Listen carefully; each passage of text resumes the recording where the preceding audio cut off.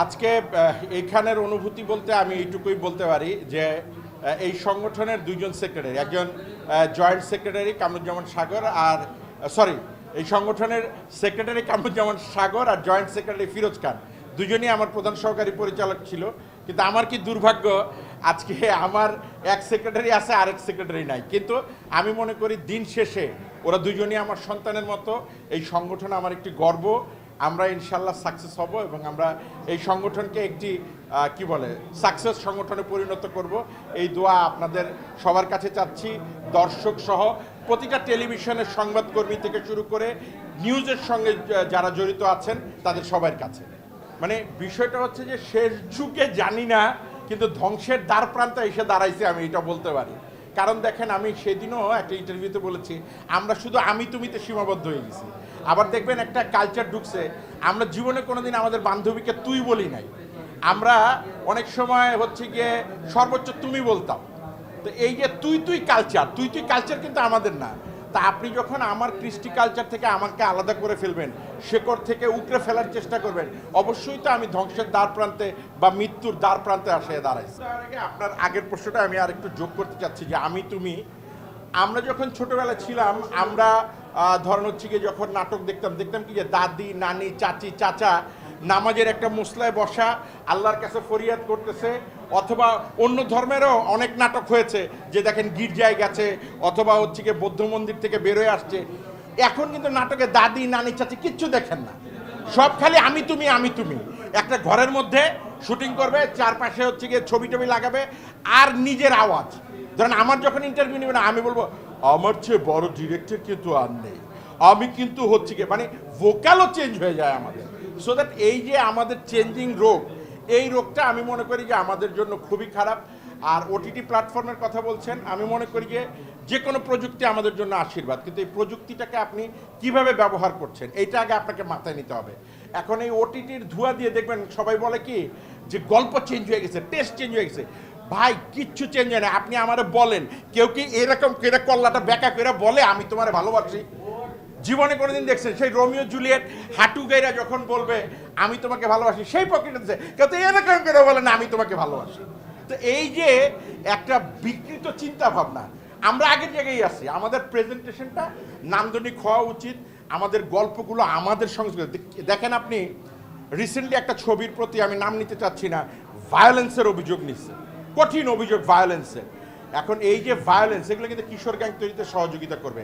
আপনি তো ফ্যান্টাসি, আপনি দেখবেন ছোটবেলায় যখন আমরা খেলাধুলা করছি, যখন আমাদেরকে ওই যে 2 চাক্কার মাটির টক টক টক টক করে আওয়াজ হয়, কে কে খেলছেন আমি জানি না, ওইটা নিয়ে আমরা কাজ করতাম তখন। হ্যাঁ, তো ডাঙ্গুলি ওইটা দিয়ে কিন্তু আমরা খেলতাম। আর এরপরে কিন্তু যখন বন্দুক তোলার আসছে, বাচ্চাদের কিন্তু ফ্যাসিনেশন থাকবে।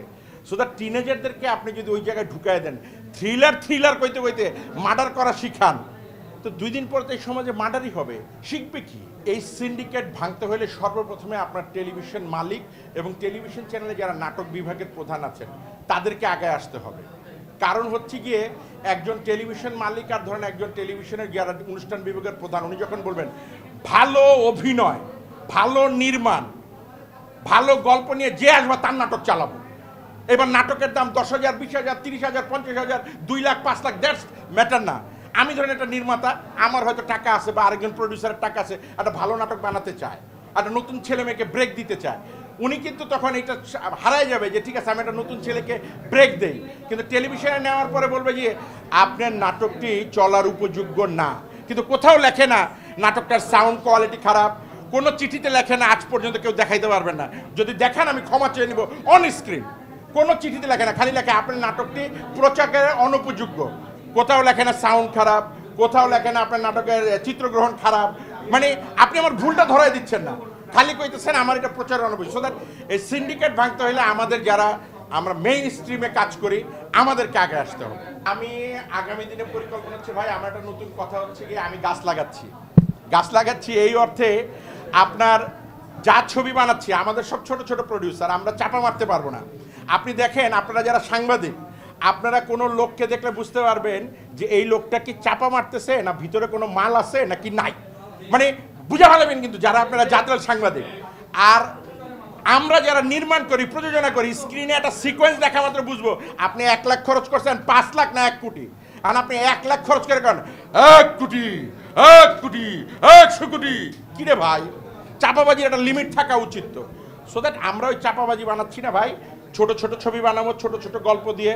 আপনারা যারা নতুনরা কাজ করতে চান নায়ক ছাড়া, কারণ নায়ক নায়িকা হওয়ার জন্য একটা যোগ্যতা লাগে। সো দ্যাট নায়কেরও যদি কেউ যোগ্যতা থাকে আমরা সুযোগ দিব। এই ছোট ছোট ছবিগুলোকে আমি গাছ বলতেছি এই কারণে যে আমি যদি 100টা গাছ লাগাই একটা সময় তো আমাকে ফল দিবে, এই ফলটাই একদিন হচ্ছে কি সবাই খাইতে পারবে। এই জন্য আমি এখন গাছ লাগাচ্ছি।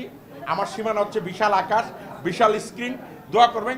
এখানে একটা খেলা আছে, আমি ডাক্তার সাবরিনার জীবন কাহিনী নিয়ে বানাচ্ছি না, ডাক্তার সাবরিনার গল্প, সাবরিনার জীবনের গল্প না। আচ্ছা, এইটা কাহিনীটা হচ্ছে আপনারা জানেন যে সাবরিনা একটি মামলায় 2 বছর জেল খেটেছে। আমাদের যারা আমরা অপরাধ করি, জেল জীবন যে কত কষ্টের, এবং জেল জীবনে যারা যায় তারা জানে যে জেল জীবনে তারা কি কি দুর্বিষহ যন্ত্রণা সহ্য করে। তো ওইখানেও কিন্তু একটা রাইটারের জন্ম হইতে পারে, জেলে অনেক পড়াশোনার সুযোগ আছে। সাবরিনা কিন্তু একটা শিক্ষিত মেয়ে, আপনারা জানেন যে সে একজন মহিলা কার্ডিওলজিস্ট, এবং সে এশিয়া মহাদেশের অল্প কিছু সংখ্যক মহিলা চিকিৎসক আছে তার মধ্যে একজন। তো তার গল্পটা নিয়ে, তার ওখানে 10-12টা গল্প আছে, একটা গল্প নিয়ে আমি ছবি বানাচ্ছি।